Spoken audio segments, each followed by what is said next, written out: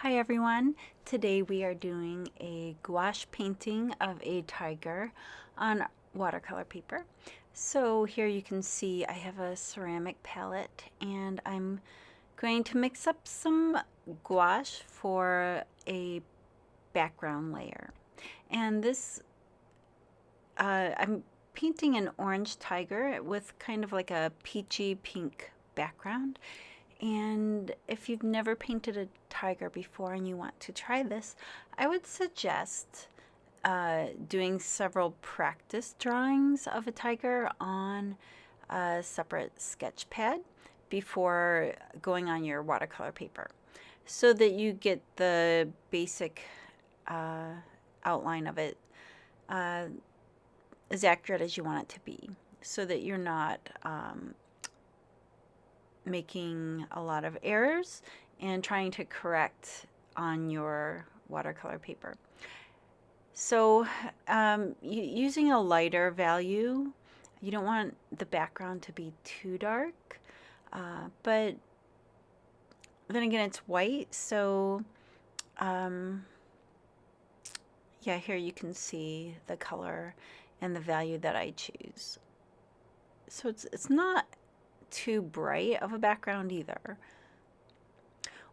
One thing I like about gouache is that if you had started your painting journey with either acrylics or oil painting, I think gouache is a nice transition to watercolor because watercolor is like the opposite of oil and acrylic, where I feel like you're building layers, darks to light a lot of times, and then gouache you can pretty much work the same way. There's a few differences with it, one of them being that gouache is not always permanent. If you re-wet it, even on the paper, it can be reworked again to a certain point. So sometimes painting darks over light or even lights over dark, you can pick up, if you get it too wet, you can pick up some of it'll start to mix with the color underneath it. But that again can become a strength and give nice effects. You just really need to, through trial and error, if you're not used to gouache paintings, just do a lot of practice with it. In fact, this tiger is kind of a nice exercise because I do a lot of wet on wet and then some layering with harder edges and more defined edges.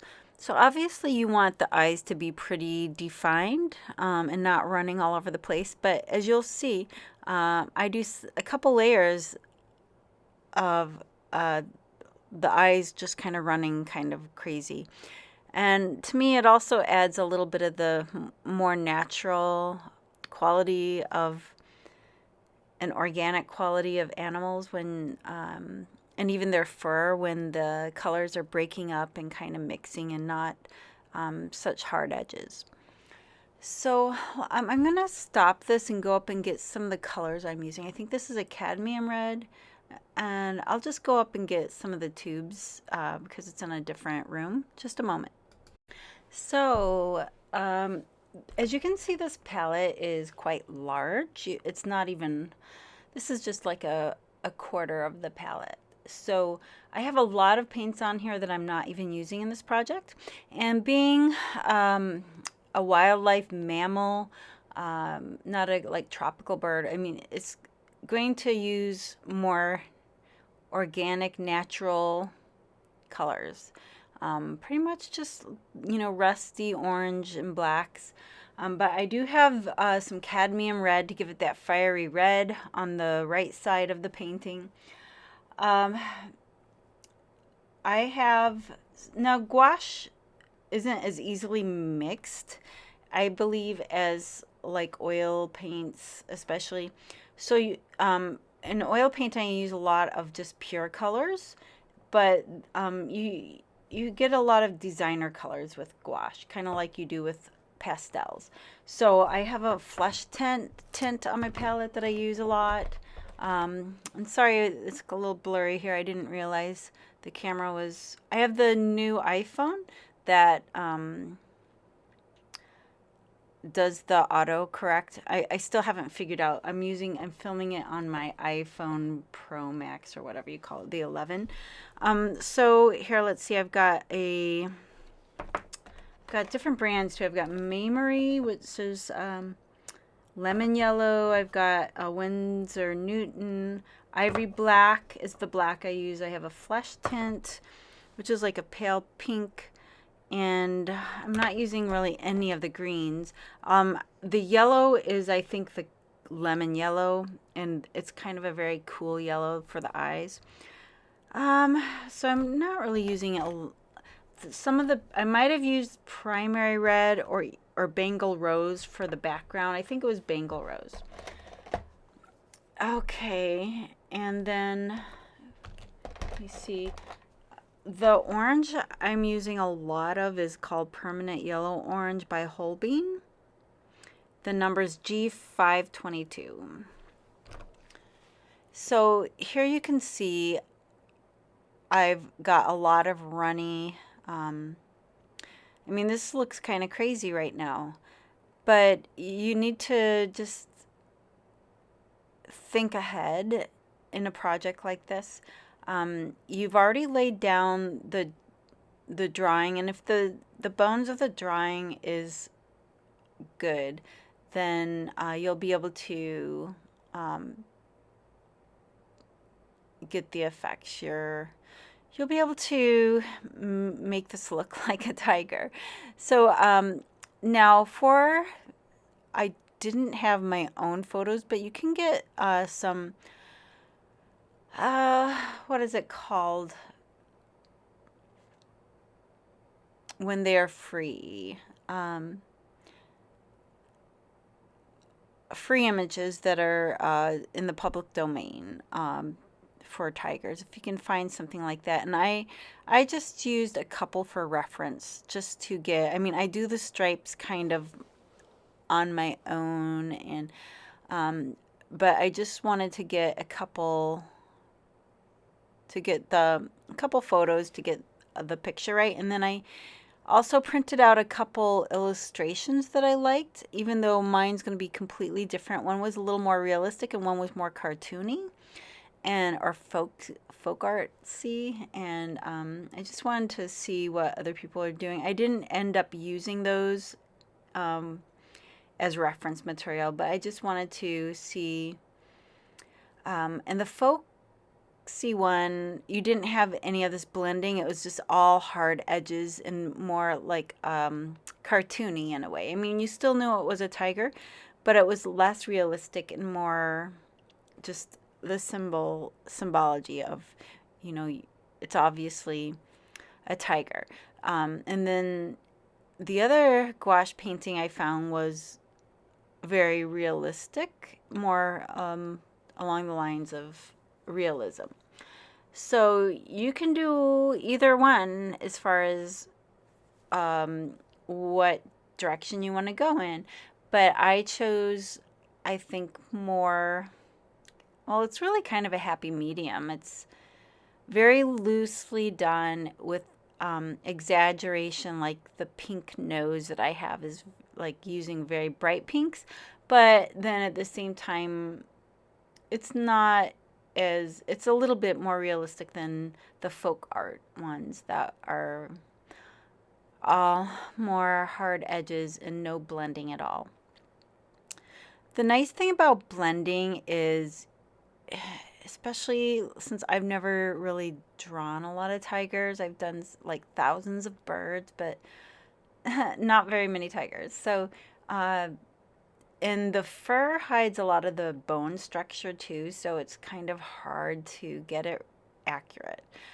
So the blending of layers lets you kind of pace yourself and just kind of put things down generally and then go back and correct them when you realize what direction you want to go in. And like even taking a break between layers is nice because you can come back fresh and see things with a new perspective.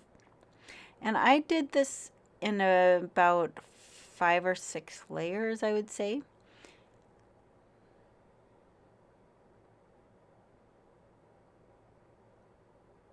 And I haven't even got to the stripes yet. Now, as you can see, this eye on the left is very messed up. It ran like crazy, but it's okay because with gouache, if this were watercolor, that would be a problem because you can't go over that and fix that, but with gouache, you can. So that's what I like about gouache. I think it's great for people that are beginning in, say, watercolor, especially if they've come from an oil painting or acrylic painting background. So these look kind of harsh, these stripes, but they'll even soften a little bit. Some stay harder edged like this, and then some of them get softened up. And the way to soften them up is to put another paint next to it, or just add water on your brush, and it'll soften the edge, kind of feather it out. Some of these black lines ended up even kind of breaking, and I just left it because it kind of gave, as you can see right there on the far right, it to me kind of just would be the effect you'd get with real fur anyway. So here I'm making kind of a shadowy area of the eye, and then I'll add a brighter yellow to the other side, so the light's going to be hitting the eye from the right.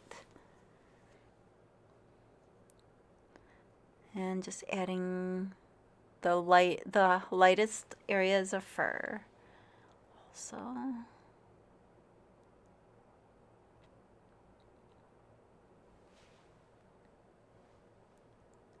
and then notice the eyes. I didn't completely take away the mess on the, I'm not done, but I didn't completely cover the kind of black that's bled everywhere on the left eye, but I will cover more of it in the future.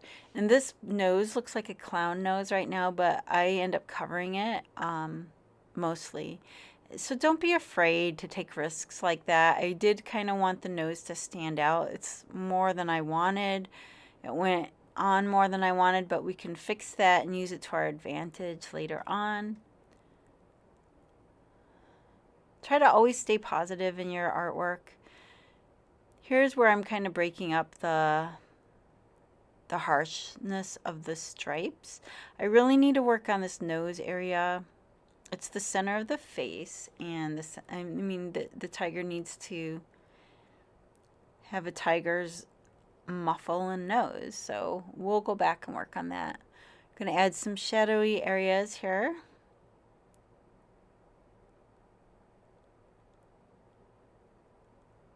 And I've kind of cut off a little of the bottom of the paint. There we go.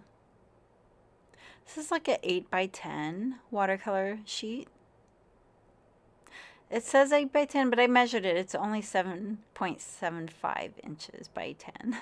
So they kind of cut it short.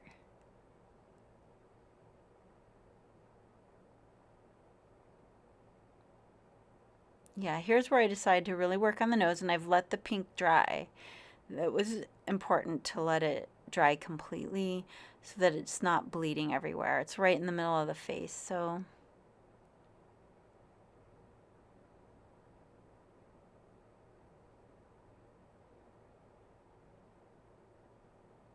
and again, once you get quite a few layers down, it can be problematic in that, like, you can see it's kind of lifting the pink into the black and making more of a gray. But you can use it to your advantage also because I didn't really want it to be harsh black, and I actually like the way it's coming along. It's kind of like a dark pinkish gray on the nose. It's more along the lines of what it should look like.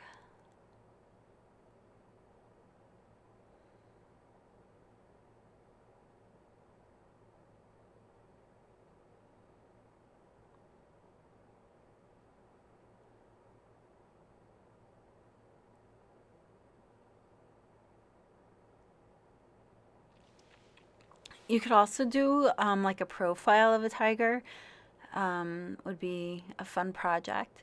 But I really do like the tiger as a project. I like how the stripes help curve around it and give you, it's an easy way to create that three-dimensional feeling.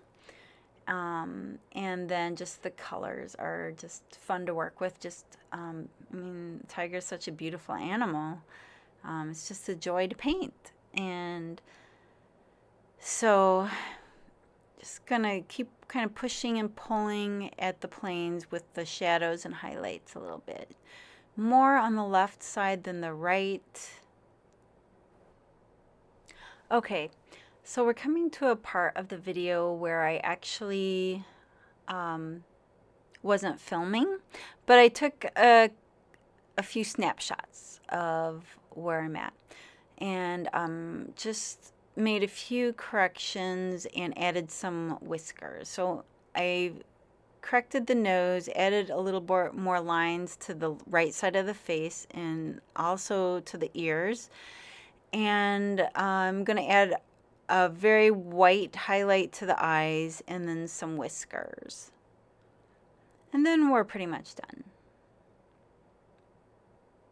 I kind of came down, if you can see on the left, with a black line to kind of thicken the ear on the left, even though it's literally just a line with a pink background. It just kind of gives you the suggestion that the ear is a little larger than before. And then I'm using a liner brush, which is a kind of a long watercolor brush, a long round brush. And then here's the highlights I was telling you about. And this one is too much for the nose, so I go in and just kind of wash it away a little bit. And now I think we're done. Yeah, you don't want to overwork it, but just get all the areas that are important to you. And I hope you enjoyed this video. Happy painting!